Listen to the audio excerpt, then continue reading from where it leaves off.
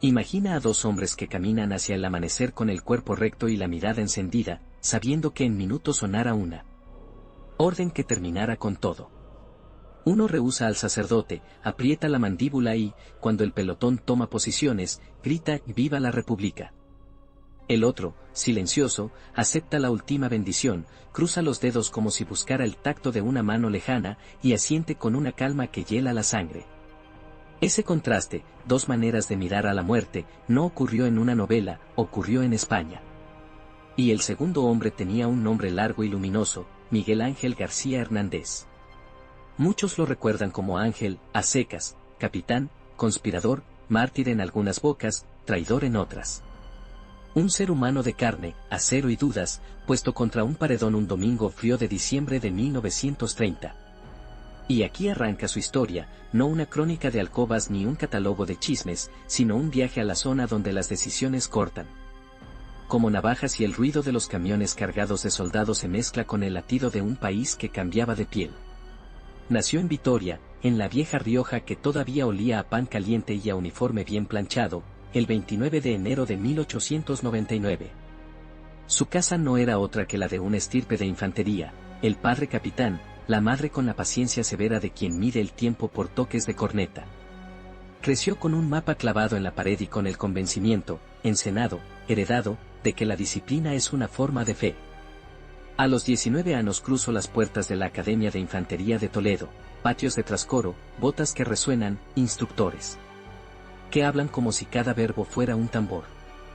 Allí juró bandera un 12 de octubre y aprendió a vivir al ritmo del reglamento, al calor de un compañerismo que en la guerra sería el único lenguaje fiable.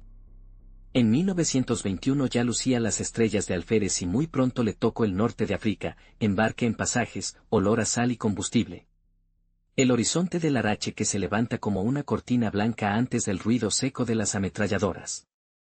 5 años en Marruecos bastan para llenar de grietas la armadura de cualquiera, sola plomo, polvo en la garganta, órdenes que llegan con retraso, camilleros que corren descalzos.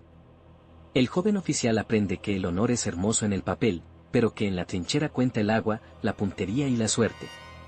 Regresa a la península con los ojos más viejos y un oficio más fino, tiro, táctica, esa mezcla de cálculo y presentimiento que convierte a un infante en sombra y flecha. En 1926 es destinado a la Escuela Central de Tiro en Madrid, el ruido de los disparos ya no es amenaza sino métrica. La ciudad hierve, cafés con humo, tertulias que se muerden la lengua para no pronunciar la palabra república demasiado alto, guitarras en los patios, periódicos que discuten si el país avanza o gira en círculos. Y Miguel Ángel asciende. En 1928 es capitán y el destino le señala una ciudad de piedra clara, encajada entre montes, Jaca, Huesca, un gajo frío de Aragón. Con cuarteles, voces y ecos. Allí manda la una a compañía del regimiento Galicia número 19, y allí, sin fanfarria, empieza a alinearse la brújula que le llevará a un punto sin retorno. Jaca es un tablero pequeño con piezas grandes. Hay artilleros, cazadores de montana, guardias civiles, hay un alcalde que escucha y vecinos que sospechan, hay rumores como alfileres por las esquinas. Los inviernos son de aliento blanco, de manos en los bolsillos, de botas claveteadas. En ese paisaje, el capitán García Hernández se cruza con otros oficiales nervados por la idea de que España no aguanta más la máscara de una monarquía cansada. Su círculo se ensancha, Fermín Galán, el más vehemente, habla de dignidad como si fuera una cosa que pudiera tocarse, Salvador Cediles, Miguel Gallo, Luis Salinas, nombres que empiezan siendo lista y acaban siendo juramento.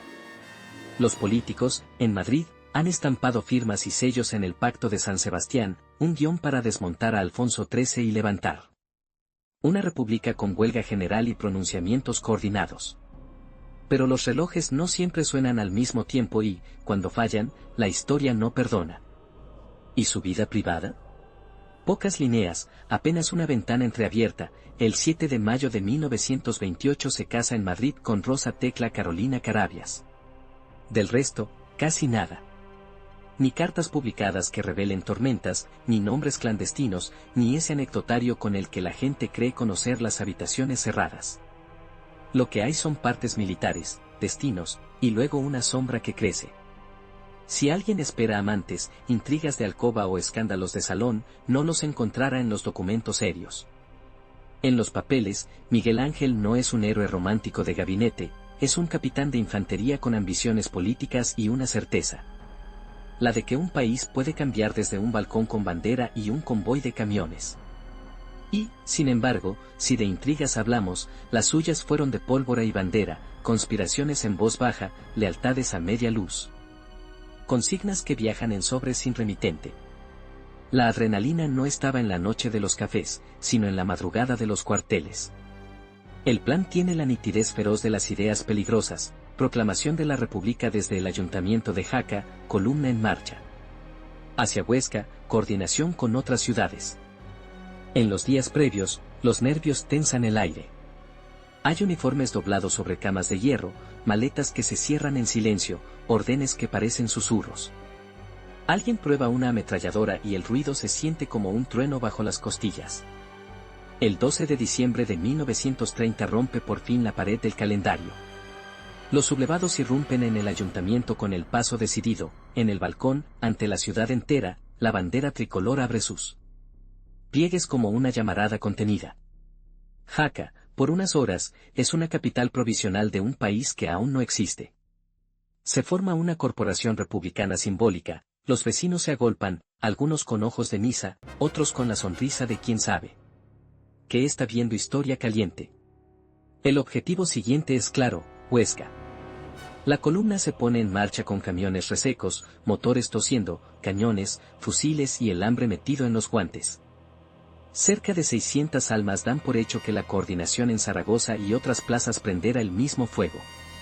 No saben, o no quieren saber, que el calendario ajeno no coincide con el suyo. Y la carretera, larguísima, no perdona. La noche cae como una manta áspera. En Sillas, a 10 kilómetros de Huesca, la columna se topa con la realidad desnuda, tropas gubernamentales cortando el paso, focos que convierten la oscuridad en una sala de interrogatorio, muros de silencio, dedos en los gatillos. Un tiroteo breve y seco siembra la confusión. Las luces de los camiones parecen ojos asustados. Desde el Estado Mayor rebelde se decide enviar parlamentarios, banderas blancas de urgencia. El capitán García Hernández y el capitán Salinas salen a negociar con el pecho como único blindaje. La respuesta es la orden que ningún sonador quiere oír: quedan detenidos. En ese instante, el futuro se pliega. Ya no hay marcha atrás, no hay maniobra, no hay otro gesto que mantener la dignidad en el trayecto hacia el calabozo. El capitán que 2 horas antes había jurado un país nuevo camina ahora con las manos inmóviles, convertido en pieza de un juicio que ya casi estaba escrito. A partir de ahí, la historia acelera. Huesca amanece con un consejo de guerra sumarísimo que cabe en un suspiro. Madrugada del 13 al 14 de diciembre, un tribunal militar preside el teatro sin telón donde 2 hombres asumen el peso de una rebelión. Galán intenta cargar sobre sus hombros toda la responsabilidad, como si con su confesión pudiera liberar a los demás del peso de la condena. El expediente se gira con la frialdad administrativa del Estado cuando huele a desafío. La sentencia se pronuncia con la asepsia de un quirófano: muerte para Galán y para García Hernández, cadena perpetua para otros. Nadie finge sorpresa. El calendario marca domingo, y aún así la maquinaria se pone en movimiento. Polvorín de Fornillos, o el de Jaca, según otras fuentes, 6 de la mañana, suelos helados. Alguien acerca un crucifijo, alguien ofrece una confesión. Aquí reaparece el contraste del principio: Galán declina, García Hernández acepta. No hay teatro, hay 2 formas distintas de cuadrarse ante el final. La escena, contada por generaciones, se convierte en un símbolo que dividirá tertulias y unirá canciones. Y al final de esa línea, la descarga. Ese momento es el latido oscuro con el que cierra la primera parte de este viaje. Antes de cruzar ese umbral definitivo, ese fogonazo que aún hoy obliga a ajustar la respiración, regresemos un segundo a la pregunta. ¿Qué magnetiza a tanto curioso? ¿Hubo amantes, conspiraciones de alcoba, cuartos cerrados y lámparas encendidas hasta tarde por razones que no fueran políticas? En los registros históricos, no. Lo documentado es un matrimonio en 1928, lo documentado es una carrera militar, lo documentado es una insurrección. Lo demás pertenece al territorio de la invención, y ese no es el camino de este relato. Pero si el espectador busca pulsaciones, giros y vértigos, los halla raudales, están en la secuencia de camiones como una caravana fantasmal, en las manos que sujetan ametralladoras con los dedos entumecidos, en el grito de balcón que nombra una república que todavía no existe. Si hubo una amante en la vida pública de Miguel Ángel, fue la idea de una España distinta. Si hubo un escándalo, fue poner el cuerpo para empujar una puerta que otros preferían mantener cerrada. Y si hubo intrigas, no fueron de cortina corrida sino de mapa extendido sobre una mesa, de citas a media luz, de votos de silencio que se rompen con un portazo. Porque ahí está la esencia, un hombre que no aparece en novelas rosa, sino en carteles, discursos y canciones, un apellido que pasa de susurro a consigna, una vida que, aunque breve, se estira hacia adelante como una mecha. Dicen los cronistas que, tras la ejecución, algo cambió en el país. Los periódicos en tinta negra trataron de describirlo, pero las palabras se quedaban cortas, fue más un golpe en el estómago que un razonamiento. Galán y García Hernández se convirtieron en nombres repetidos en mítines, en flores depositadas, en pasquines, en calles rebautizadas. La monarquía, sacudida por esa imagen indeleble de dos capitanes derribados por su mismo ejército, encontraría 4 meses más tarde una oleada que la superaría. 14 de abril de 1931, llegada de la Segunda República. Y el eco de Jaca, con su amanecer blanco y su final negro, seguiría resonando. Pero para entender por qué aquellos hombres se plantaron donde se plantaron, hay que entrar en su cabeza, en el tipo de educación que recibieron, en la guerra que vieron, en las conversaciones que tuvieron en cuartos donde el frío hacía que el aliento se viera. En eso nos meteremos a continuación. Imagina que todo un país cabe en el resorte tenso de un despertador. Si suena a la hora justa, hay balcones, banderas, una marea de gente bautizando plazas con nombres nuevos. Si se retrasa 10 minutos, hay barro, frío y pólvora mojada. Ese fue el margen microscópico y feroz en el que se jugó la suerte de Miguel Ángel García Hernández. En esos días, España era un cuarto en penumbra donde cada quien tanteaba la pared buscando el interruptor, el capitán, con la mandíbula cerrada y la frente de soldado que ha aprendido a decidir cuando ya no queda tiempo, escuchaba relojes ajenos, telegramas que llegaban como cuchillos sin mango, y respiraba el olor metálico de una ciudad de Montana que parecía contener la respiración. La escena inicial de Jaca, ese balcón con una tricolor que late, esa plaza que se convierte en un escenario sin tramoya, no es un capricho de la historia, es la respuesta desesperada de un puñado de hombres que, tras años de guerra y ejercicios, descubrieron que el país que servían había envejecido por dentro y se les caía a trozos en las manos. Lo que sucede por dentro de un cuartel la noche antes de una rebelión no lo registran los partes, lo cuentan las paredes. Un pasillo con bombillas amarillentas, un mapa extendido sobre una mesa con esquinas pesadas por ceniceros, nombres murmurados con el cuidado de quien acaricia porcelana fina, Huesca, Zaragoza, Madrid. Alguien, quizá un suboficial con voz de piedra, pregunta si de verdad habrá coordinación, otro responde que la República es un río subterráneo y que solo esperan la grieta para salir a la luz. Miguel Ángel escucha más de lo que habla, es un hombre de tiro, de táctica, diseñado para convertir el ruido en trayectoria. En su estómago vive el hábito del cálculo, número de camiones, de fusiles, de hombres con los dedos útiles, distancia a la capital de provincia, tiempos de reserva, puntos en los que la carretera se estrecha y obliga a bajar la marcha. No es un sonador ciego, es un pragmático que, sin embargo, apuesta todo a una idea. Y esa mezcla, técnica y fe, es la que imprime a su figura una gravedad calma que desarma. La madrugada muerde, el hielo convierte el aliento en nubes chatas que se deshacen medio metro más allá de los labios. Hay soldados que ocultan bajo la guerrera una cinta tricolor como amuleto, hay un trompeta que todavía no sabe si ese día tocará Diana o retirada, hay un civil que llegó con una maleta en la que dobla, por si acaso, una camisa limpia para una foto futura. Se abren los portones, el hierro cruje, los camiones despiertan con carraspera de viejos, las botas hacen ese golpeteo firme que en la cabeza de todo militar suena a frase breve y contundente. Cuando la columna atraviesa las calles de Jaca, la ciudad tiene ese silencio de días religiosos y sin embargo algo vibra, algunas ventanas se ponen nerviosas, hay dedos que separan cortinas lo justo para ver sin ser vistos, y en los bordes de los labios de los más jóvenes se dibuja una sonrisa que no se atreve a hacerlo del todo.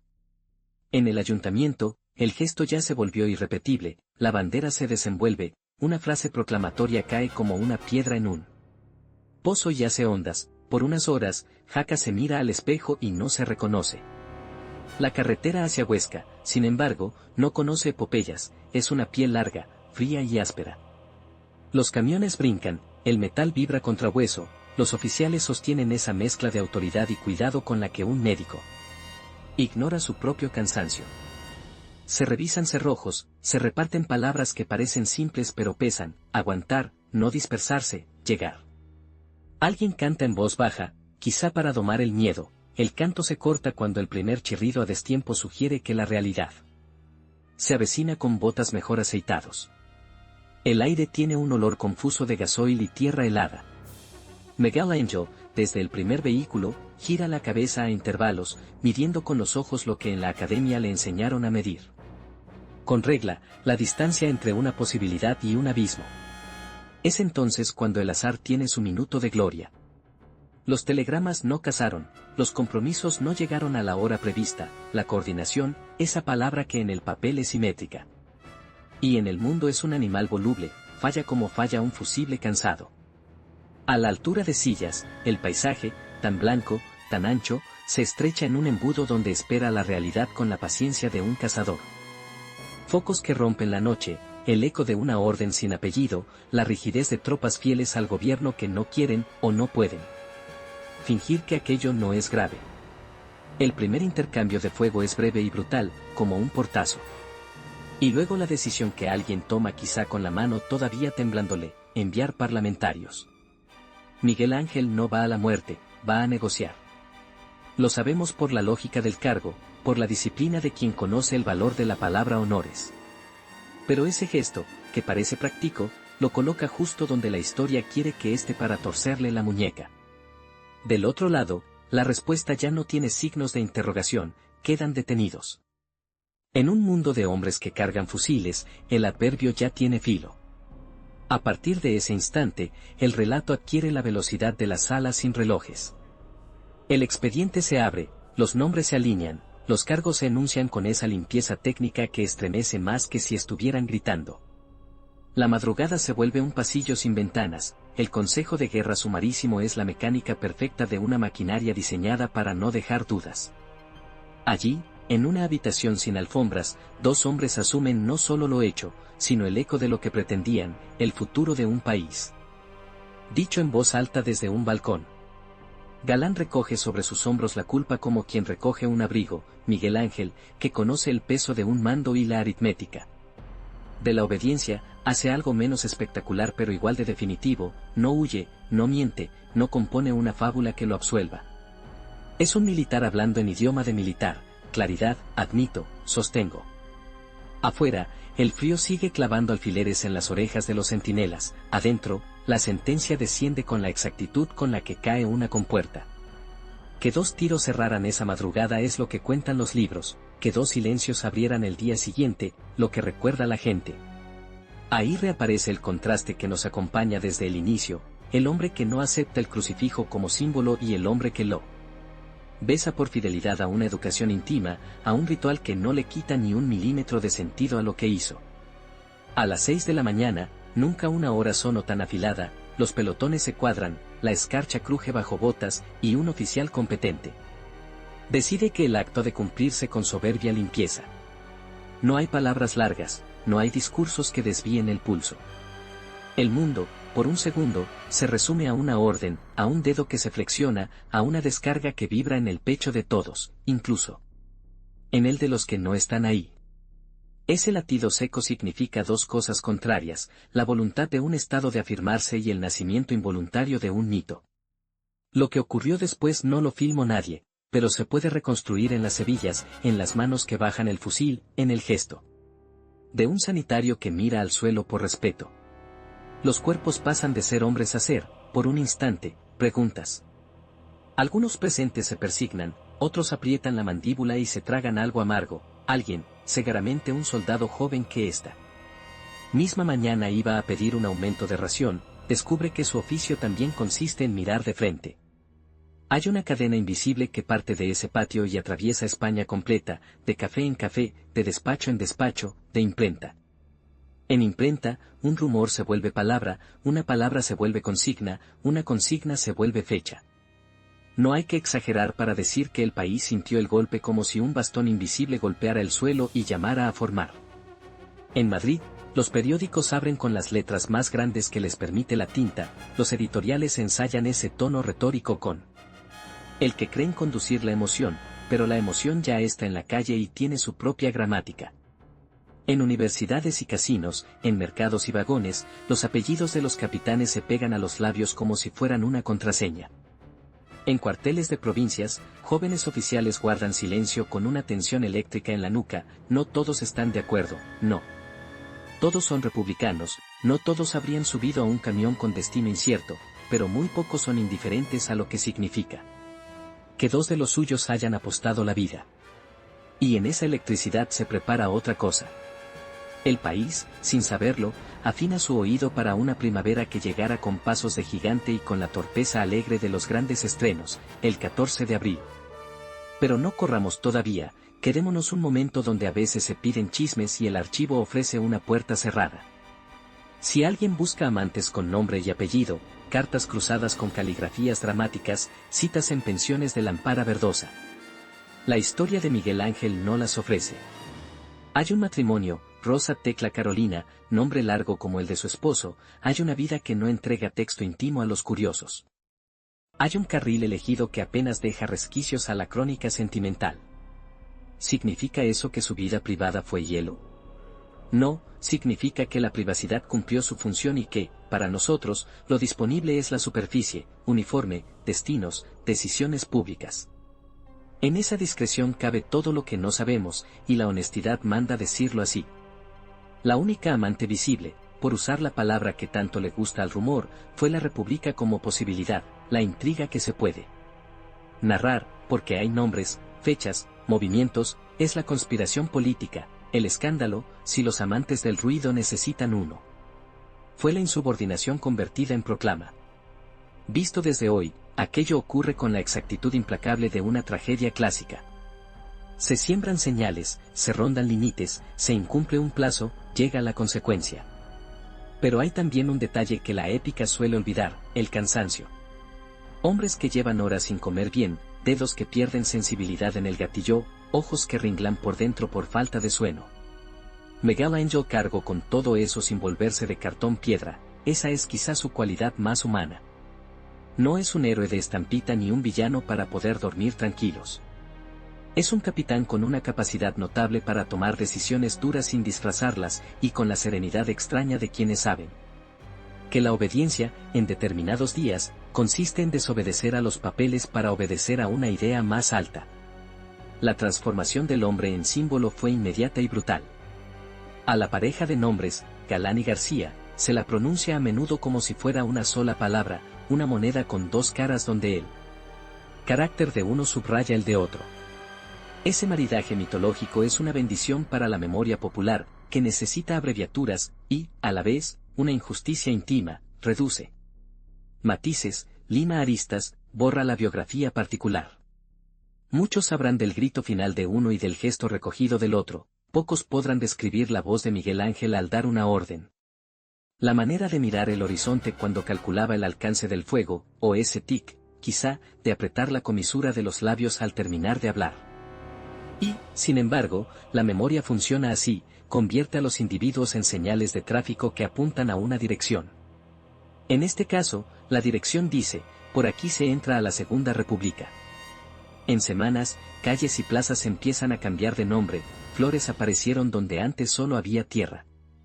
Unos dicen que el sacrificio inclinó la balanza, otros sostienen que la balanza ya venía cansada de un peso de anos y que la ejecución fue solo la última gota que enseñó el vaso lleno. En verdad, da igual a cuál teoría nos abracemos, lo que importa es la percepción social, y esa percepción se volvió volcánica, el País entero midió por un instante la distancia entre obediencia y dignidad, entre castigo y justicia, y tomó nota. Miguel Ángel no lo vio, pero su nombre, impreso sin pausa, sopló en la nuca de las decisiones por venir. Cuando en abril de 1931 las banderas se asomaron a los balcones de media España sin que nadie las hubiera invitado, hubo quien pensó que por fin el despertador sonaba a la hora justa. Queda, sin embargo, una zona de sombra donde la biografía debe bajar la voz. ¿Qué dijo él en las horas últimas a los hombres que estaban a su lado? ¿Qué gesto tuvo al asegurarse la guerrera por última vez? ¿Qué recuerdo concreto, un paisaje, una risa, un olor, le vino a la cabeza cuando se supo ya en manos del mecanismo que no suelta? No lo sabemos. La tentación del cronista es inventarlo, la ética, y también el respeto, piden no hacerlo. Lo que sí puede trazarse con exactitud es el dibujo de su coherencia, educado para mandar, eligió en un minuto muy preciso obedecer. A una lealtad nueva, acostumbrado a la idea de patria como pieza de museo, la imagino como un organismo vivo al que había que intervenir de urgencia. Esa cirugía fracasó, el paciente sobrevivió después, pero sin él. Y ese fracaso, visto desde cierta altura, tiene brillo paradójico, el de las derrotas que plantan semillas. A estas alturas, quizá hayas notado que el ritmo ha cambiado, el latido acelerado de los camiones, del juicio, de la madrugada con tiros, se transformó en otro pulso, más hondo, que recorre la posvida pública de un hombre. Es deliberado, la tensión no cae, se desplaza. Lo que viene es la competencia, a veces elegante, a veces sucia, por su memoria. Habrá quienes quieran convertirlo en santo laico, quienes prefieran olvidarlo para que no siente precedentes, quienes intenten apropiárselo por un rato y luego lo dejen en una esquina cuando ya no rinda. También habrá, y hay, quien, por ignorancia o mala fe, le invente las historias privadas que el archivo no ofrece, porque nada resulta más tentador que llenar con morbo lo que en realidad pide silencio. En la próxima estación, nos meteremos en ese territorio, como su nombre se estampó en pancartas, como su retrato cambió de marco según cambiaba el viento, como su figura fue discutida, cantada, rehabilitada, disputada, y, sobre todo, como leer hoy a un hombre que, sin quererlo, se volvió metáfora. Pero antes, una imagen más, para que el recuerdo no pierda temperatura. Mira la escena sin sonido, un patio al alba, el vaho de los caballos, los ojos rojos de una lámpara que parece vigilarlo todo, los bordes de la bandera doblados, ese modo casi cariñoso que tienen los soldados de tocar el metal del fusil antes de alinearlo, como si le pidieran que no falle. Y en el centro, Miguel Ángel, con la espalda recta, la gorra bien plantada, los dedos quizá húmedos por el frío. No hay héroes aquí, ni monstruos, solo hombres en el borde de un puente que no sabían si los llevaría a la otra orilla o al vacío. La decisión estaba tomada, el precio estaba claro, la apuesta hecha. La historia, a su manera cruel, se encargó del resto. Hay biografías que acaban en el disparo, la de Miguel Ángel continúa en las conversaciones, en las aulas, en los álbumes familiares. Donde un abuelo señala una foto y explica a un nieto qué significaba llevar bigote militar en 1930, qué significaba la palabra república. En boca de alguien que se había formado en la idea de rey. Esa continuidad es la que nos entusiasma y nos obliga, no se trata de hacer de él un póster, se trata de entender la talla de su decisión. Y preguntarnos qué hubiera hecho cada uno de nosotros al abrir el portón del cuartel, al subir al camión, al escuchar el quedan detenidos. Es una pregunta incómoda, por eso vale. Imagina que un hombre puede colgar de un balcón como una lámpara encendida, Galán y García. Las letras, recortadas en cartón, se bambolean sobre una multitud que se aprieta en la plaza, y cada golpe de viento parece repetir su voto. Ese cartel existe en 1000 versiones, pintado a brocha, bordado con hilo grueso, garabateado a tiza, porque, de pronto, dos oficiales se vuelven palabras de uso común. Es abril de 1931 y las ciudades despiertan como si les hubieran abierto todas las ventanas a la vez. Las cornisas se llenan de banderas, las imprentas no dan abasto, y hay manos manchadas de tinta que por la noche siguen pegando pasquines. Con una pasta pegajosa que huele a harina y a prisa. Cuando un país cambia de piel, el alfabeto entero se recalienta, y los apellidos de Miguel Ángel García Hernández encuentran un lugar. En esa hornada, la calle que ayer tenía nombre de General o de Santo amanece con un rótulo nuevo, el aula que ayer llevaba un número. Ahora recuerda a dos capitanes, la esquina donde los niños jugaban al trompo se convierte en altar de flores improvisadas. No se necesita una orden, basta con que alguien empiece, y los demás entienden el idioma.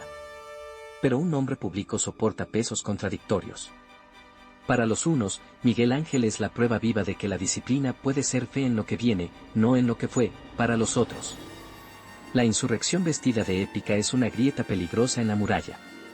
Ese choque no se dirime con frases perfectas, sino con personas reales, un tendero que discute con un guardia civil, una maestra que explica en clase por qué el 12 de diciembre y por qué el 14 de abril, un veterano que recuerda Marruecos y sacude la cabeza porque dice, las causas son hermosas y los finales son siempre de barro. En las tertulias de café, los doctores del argumento se afilan la lengua. ¿Qué es obediencia? ¿Qué es honor? ¿Hasta dónde llega el derecho a desobedecer? Y sin embargo, por debajo de esa espuma, continúa latiendo una imagen más simple, dos hombres que, cada uno a su modo, asumieron el riesgo y luego la consecuencia. Ese realismo sin adornos es, paradójicamente, lo que más magnetiza. La fabricación del mito no fue una conspiración de cartógrafos sino un accidente de temperatura, el país estaba lo bastante caliente como para que un gesto prendiera. Alguien compone una copla, alguien la tararea en una taberna y la melodía sale a la calle, alguien dibuja a pluma un retrato, y ese retrato, imperfecto y hermoso, se multiplica.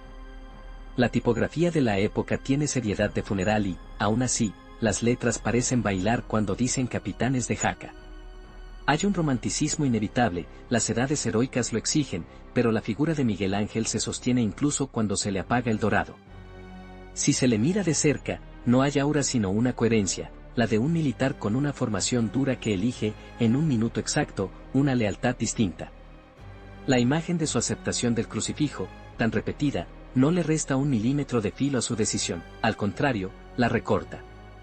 Disciplina religiosa y disciplina cívica no se cancelan, se rozan, y ese roce vuelve más nítida su humanidad. No todos quisieron esa nitidez.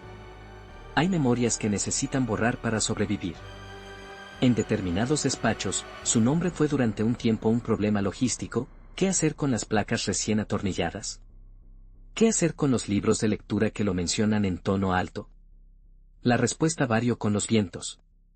Hubo manos que colgaron coronas y hubo manos que, más tarde, desatornillaron rótulos con un destornillador ansioso, mirando por encima del hombro. Hubo escuelas que guardaron su foto en un cajón por prudencia.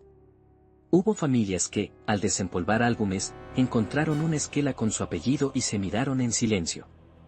La historia pública es un péndulo, y el retrato de Miguel Ángel viajó de la pared al archivador y del archivador a la pared, como si el país entero jugara a apagar y encender una lámpara para no quedarse ciego.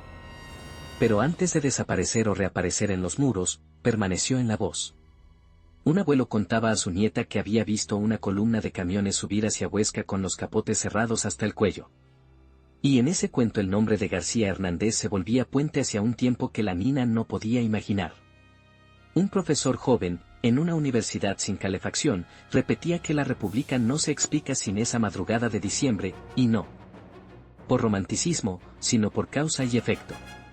Una viuda, en una casa con patio, encendía una vela en un rincón discreto y decía apenas por todos. La memoria íntima salvo lo que los borradores oficiales intentaron tachar. A veces un país sobrevive en los pasillos. Al mismo tiempo, el episodio de Jaca fue abono de una conversación más áspera, la del papel del ejército en la política. No hay manera de contar a Miguel Ángel sin tocar ese alambre. Formado en la Academia de Toledo, curtido en el norte de África, artista del tiro en Madrid, era la quinta esencia del oficial profesional. ¿Qué lo saca del carril?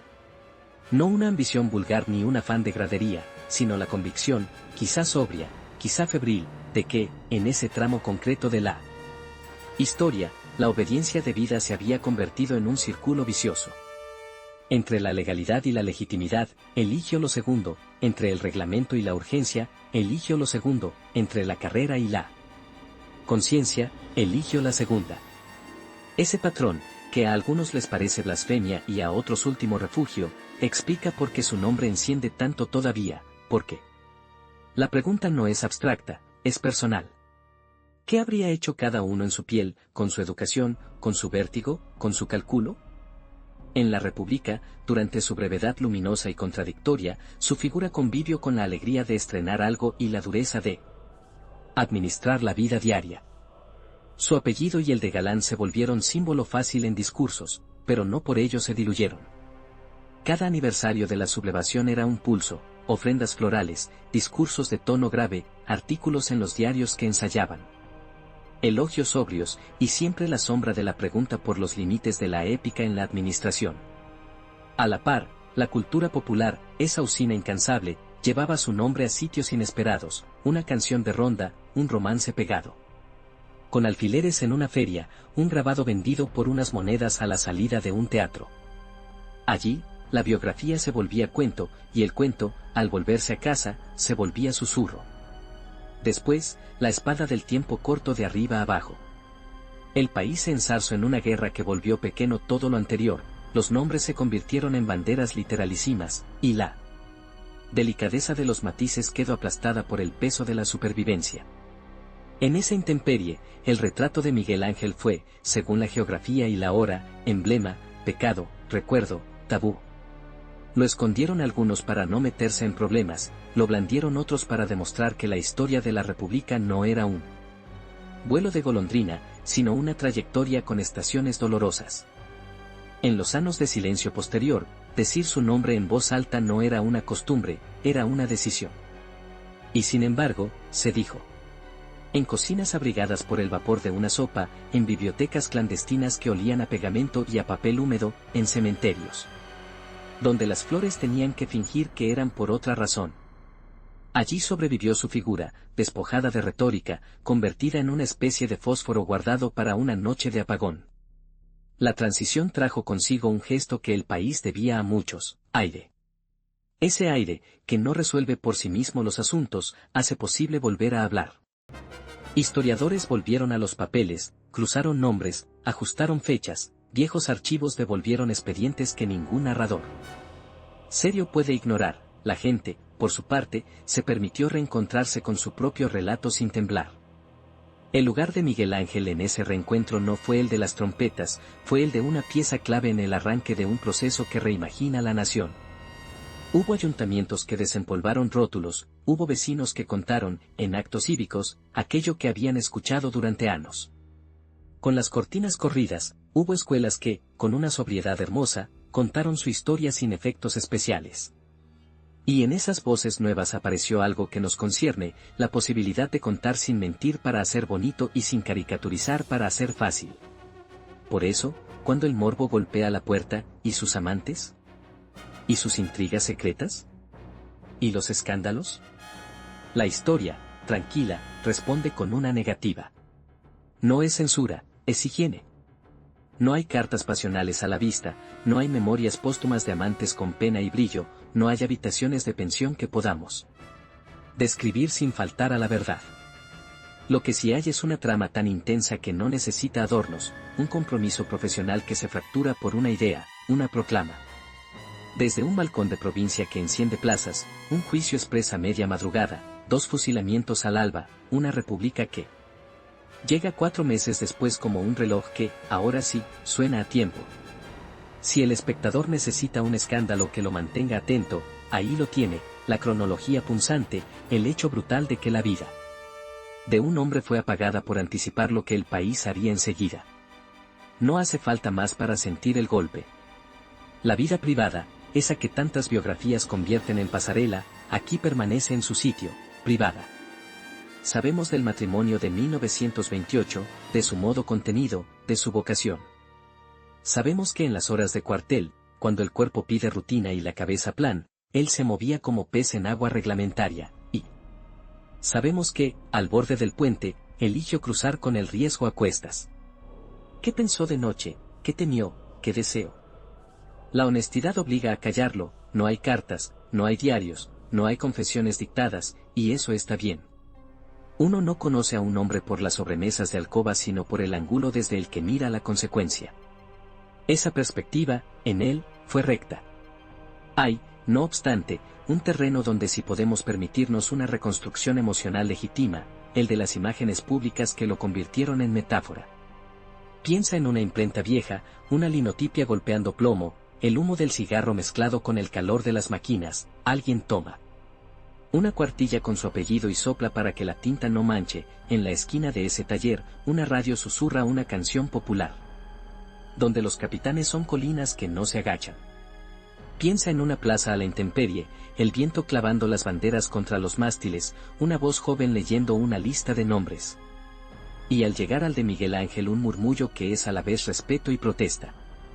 Piensa en una casa donde, junto a la foto de boda de los abuelos, hay un recorte de periódico con un margen amarillento que alguien planchó bajo el cristal. Esas escenas son ciertas no porque las haya filmado una cámara, sino porque forman parte del ecosistema de la memoria cívica. A la altura de hoy, ¿qué hacemos con él? Podríamos embalsamarlo en bronce y dar por cerrado el expediente, pero ese gesto mata lo que pretendemos salvar. Podríamos, también, usarlo como garrote en discusiones presentes que tienen otras coordenadas, sería injusto. La opción más exigente es leerlo con inteligencia, entender su biografía como un mapa de tensiones que siguen siendo actuales. La tensión entre legalidad y legitimidad, entre disciplina y conciencia, entre pragmatismo y fe. No para extraer de él una receta, la historia no cocina con manuales, sino para ensayar una madurez colectiva. Que dos oficiales se volvieran emblema no es invitación a buscar siempre en los cuarteles la llave de lo político, es advertencia. Sobre lo que pasa cuando la política llega tarde y otros, impacientes o clarividentes, se adelantan con un coste insoportable. Y con todo, queda todavía el latido de la escena íntima, los dedos entrelazados, la bendición aceptada, que tantos han citado como prueba de debilidad o de coherencia. Yo la leo como un pliegue humano que no traiciona nada, un rito para cruzar un umbral. La valentía no necesita renunciar a la educación sentimental de la infancia, el coraje puede llevar de la mano un gesto que consuela. Lo otro, el grito que rehúsa, también es digno. Entre ambos polos se tensa la cuerda de una generación entera, la que aprendió bajo reyes y eligió morir por una república. Las biografías profundas no se hacen de simplificaciones, se hacen de estas fricciones. Por eso, cuando vuelvas a oír su nombre en una conversación, no lo imagines como estatua inmóvil ni como santo sin grietas. Piensa en un hombre de paso firme en un patio helado, en un capitán que conocía el valor táctico de los minutos y el peso moral de las palabras, en un país que, ante su figura, aprendió a preguntar mejor. Piensa en el escándalo verdadero, la ejecución, como una campana que, en vez de imponer silencio, despertó al vecindario. Piensa en la cronología como una ironía trágica y, al mismo tiempo, como una brújula, diciembre como semilla, abril como cosecha. Y acepta que hay una zona que no sabremos nunca, la de sus afectos privados, y que ese límite, lejos de empobrecer, engrandece, pone a salvo lo que siempre debería quedar a salvo en cualquier relato público. Imagina dos fotografías enfrentadas como espejos que se niegan a coincidir. En una, amanecer azul acero, un patio con escarcha, botas que marcan sobre el suelo un lenguaje de golpes, el aliento de los hombres. Elevándose en columnas bajas, en el centro, un capitán de mirada quieta que acepta un gesto religioso que no le borra la decisión. En la otra, luz blanca de tubo, un aula del presente, estudiantes con mochilas, un mapa de España clavado a la pared y, entre post-its y rotuladores, un nombre subrayado, Miguel Ángel García Hernández. Entre esas dos imágenes corre casi un siglo y, sin embargo, algo las pega con un adhesivo secreto, el momento en que una vida privada, sobria, casi silenciosa, se vuelve línea de alta tensión en el tendido eléctrico de la historia. Esa chispa no se apaga, viaja. La ves en las pupilas de quien pronuncia su nombre con respeto, la oyes en la voz de quien lo discute, la sientes en el escalofrío que provoca una cronología implacable, diciembre de 1930, fogonazo, abril de 1931, multitud. Entre ambas fechas, la cuerda floja sobre la que camina un país entero. No es sencillo habitar una memoria así sin deformarla. Hay quien querría convertirlo en póster, plastificarlo con barniz solemne, hay quien preferiría que su nombre fuera una mota de polvo en el expediente, algo que no interrumpa las tareas del día. Y hay quien, por impaciencia o por conveniencia, intenta usarlo como llave inglesa en cualquier discusión actual. Ninguna de esas salidas cuida del hombre real. Porque detrás del apellido con cadencia, García Hernández, hubo un hijo, un esposo, un oficial con la espalda cansada por las mochilas.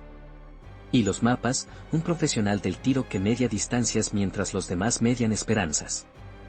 Esa persona, concreta y finita, caminó con paso firme por pasillos donde el reloj decidía destinos, y cuando tocó elegir, eligió cruzar. Tuvo la discreción de los que hacen sin explicar, por eso, hoy nuestro deber no es rellenar con fantasía su silencio, sino hacer que su silencio suene exacto. Si uno escucha con paciencia, ese silencio no es vacío, es una partitura. Dice que no hubo amantes con cartas que podamos citar, no hubo escenografías de alcoba que soporten la luz, no hubo el catálogo de escándalos que el mercado del morbo exige para darle sabor a una biografía. Lo que hubo, y basta, fue una insurrección anunciada como un acto de fe y de cálculo, una proclama hecha en un balcón de provincia. Una marcha fría hacia Huesca, un choque con la realidad armado de focos y órdenes secas, un juicio velocísimo y 2 descargas al alba. Si se necesita intriga, ahí está, la de los telegramas que no cazan a tiempo, la de los compromisos que llegan tarde, la del Estado, que, en nombre del orden, hace de 2 capitanes una advertencia que se le vuelve símbolo en contra. Si se necesita escándalo, no hay que inventarlo, es el hecho brutal, indiscutible, de que un país ejecutó un gesto con el que semanas más tarde iba a pactar públicamente. No hay habitación en penumbra que compita con eso. Quien pide nombres de amantes y conspiraciones de cama quiere, muchas veces sin saberlo, rebajar el voltaje de la historia grande a la escala del chisme. Pero aquí el voltaje es otro. Es el de una carrera militar que, desde la Academia de Toledo hasta el cuartel de Jaca, siguió el rastro de la obediencia, el de un África que le dejó al capitán en la piel ese cansancio que solo entienden quienes han visto demasiado sol y demasiada arena, el de una Madrid que olía a tinta, a pólvora controlada, a discusión contenida, el de una nieve que cruje como si mordiera, el de un país que, con torpeza y coraje, iba a tratar de parirse a sí mismo de nuevo. Nada de eso requiere adornos, y menos aún requiere inventar pasiones clandestinas. Las hubo, sí, pero de otro tipo, la pasión por una república que aún no existía, la pasión por una disciplina que no se conformaba con ser mecánica, la pasión por una palabra, dignidad, que, cuando se pronuncia con todas las consecuencias, hace ruido en las paredes. Ahora mira cómo esa palabra viaja. Un día la dicen 2 hombres en una oficina limpia de retórica, de madrugada, otro día la convierten en canción quienes, en los barrios, alzan la voz para asegurarse de que a alguien, en alguna ventana, le tiemble el vaso de agua. La pronuncian profesores con frío en las manos y tiza en las uñas, la mastican soldados jóvenes que no saben si su lealtad es a la bandera que juraron o a la idea que creen que esa bandera debería proteger, la repiten, con respeto o con fastidio, con cuidado o con ironía, quienes discuten qué lugar corresponde a un militar en la política. Dicen su nombre y, sin nombrarlo, dicen también eso. Porque Miguel Ángel, desde la sombra donde lo ubico la rapidez de un consejo de guerra, se convirtió en una pregunta que no caduca. ¿Qué hacemos cuando la ley va por un carril y la legitimidad por otro? ¿Dónde anclamos la obediencia cuando el tronco se inclina? ¿Qué pesa más en el plato, el reglamento o la urgencia? No hay una respuesta que nos sirva para todas las noches, pero sí hay una manera honesta de mirar el caso. La misma que exigimos al médico que toma decisiones en una sala de urgencias, saber que sobre la camilla no hay un caso, hay una persona.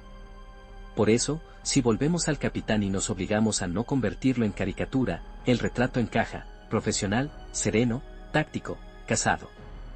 Sin alardes, creyente en la medida en que un gesto íntimo lo sugiere, no en la medida en que una consigna querría reclutarlo, y, sobre todo, coherente. Coherente incluso en su ambivalencia, capaz de aceptar una bendición sin insinuar arrepentimiento, capaz de morir sin arrastrar a otros a su última palabra, capaz de sostener el peso de una decisión más grande que su biografía. Esa coherencia, tan poco estridente, explica por qué su nombre no envejece, porque no depende de una sola lectura ni de una sola bandera. En el paisaje que deja tras de sí hay marcas visibles y subterráneas. Las visibles son fáciles, Placas en paredes claras, calles rebautizadas, coronas en aniversarios, discursos con voz grave. Las subterráneas cuestan más, pero son las que hacen que un país no se rompa, abuelos que cuentan sin héroes de bronce pero con lágrimas. Mansas, estudiantes que, al escuchar una cronología tan exacta que hiere, entienden que la palabra república no cabe en un eslogan. Y la palabra monarquía no cabe en una foto, vecinas que cosen una cinta pequeña en la bandera de su balcón no para provocar, sino para recordar. Allí, en esa memoria tibia, el capitán vive menos como estatua y más como aviso. Un aviso contra la comodidad de lo siempre, un aviso contra la pereza de las fórmulas, un aviso contra el anzuelo del morbo. Hay un momento que me gusta imaginar porque funciona como llave, un archivero, de esos cuya paciencia es heroica y pasa inadvertida. Abre una caja de cartón y saca un expediente viejo. El cartón huele a polvo y a tinta seca, las grapas están cansadas, los márgenes están mordidos por anos. En esas hojas, el nombre de Miguel Ángel no brilla, está mecanografiado con la serenidad burocrática que corta la respiración.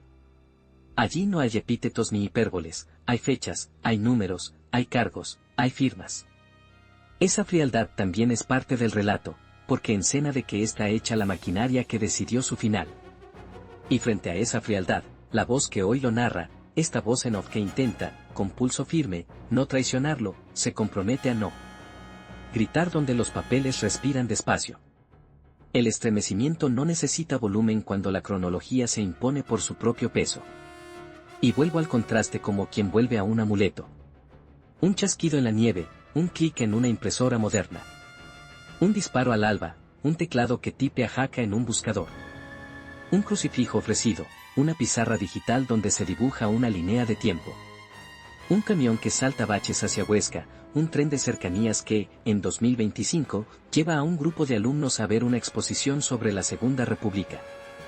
Y en todos esos gestos, un hilo delgado, obstinado, la pregunta por el coraje que no es pose, por la obediencia que no es resignación, por la fe que no es alarido. Miguel Ángel habita ese hilo. Quien lo tensa demasiado lo rompe, quien lo suelta, lo pierde. La tarea está en sostenerlo, como se sostienen las cosas valiosas, sin convertirlo en dogma, sin bajarlo a chisme. ¿Y qué hay del presente que pide lecciones inmediatas? La tentación es traducir su vida a una lista de enseñanzas, desobedece cuando toque, arriesga cuando haga falta, confía cuando el cálculo sea suficiente. Pero las biografías serias no se dejan convertir en manuales de autoayuda.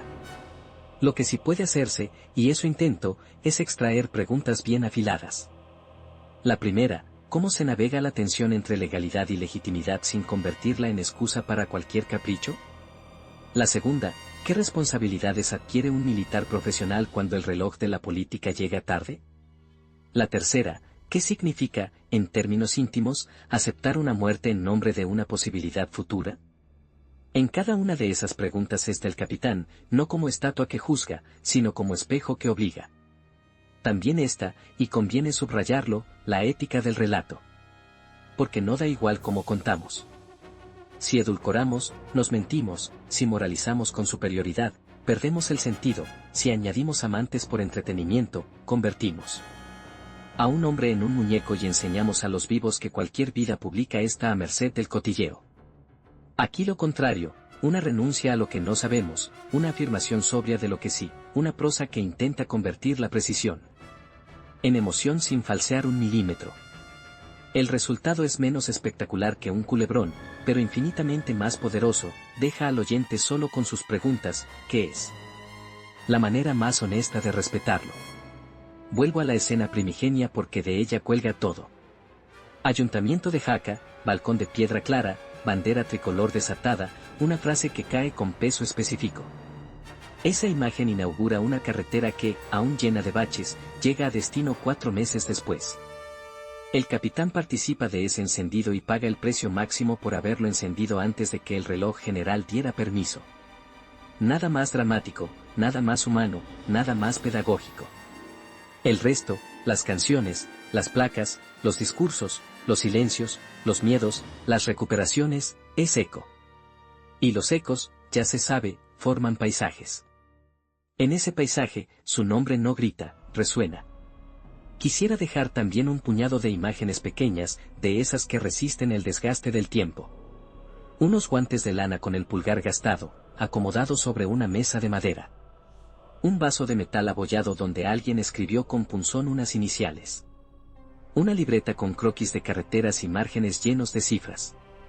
Una medalla envuelta en un pañuelo que no se encena, se guarda. Un banco de plaza donde dos hombres, al atardecer, discuten sin levantar la voz qué significa hacer lo correcto cuando la brújula se vuelve loca. Pequeñeces, sí, pero ahí vive mejor la memoria que en las fanfarrias. Si a ese inventario privado se suma el retrato público, el del capitán que eligió, el conjunto queda completo sin necesidad de aditivos. Y ahora escucha, por un momento, la música de fondo, no coros, no tambores, no marchas. El sonido del papel al pasar, el crujido de la escarcha, el zumbido leve de una lámpara, el murmullo de una plaza en abril, la respiración. De quien, frente a un micrófono, titubea medio segundo antes de decir jaca. Esa música es el tono que conviene a su historia. Si hiciéramos de ella un rugido, la deformaríamos. Si la ahogáramos en susurros, la perderíamos. En esa media voz cabe todo, la disciplina, la fe, la valentía, el error, la exactitud, la perdida, el legado. Y, muy en el centro, el hombre, Miguel Ángel García Hernández, ni santo ni demonio, ni póster ni chisme, sino el tipo de biografía que obliga a enderezar la espalda cuando se cuenta.